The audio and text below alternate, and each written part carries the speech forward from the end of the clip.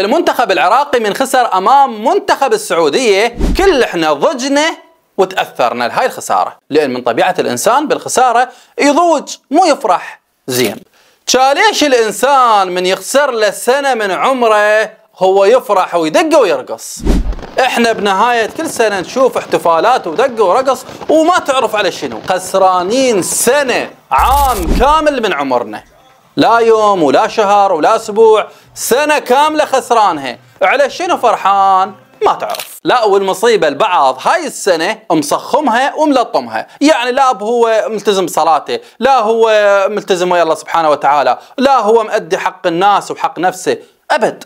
هذا المفروض يدق ويلطم مو يفرح. على شنو فرحان؟ فالله سبحانه وتعالى من جعل هذا العمر عبارة عن أيام وشهور وسنوات، هاي المحطات الزمنية حتى الإنسان ينتبه ويوقف ويشوف أنا وين صرت وشنو قدمت ووين تقدمت، أنا شنو قدمت لعمري، أنا بالطريق الصحيح.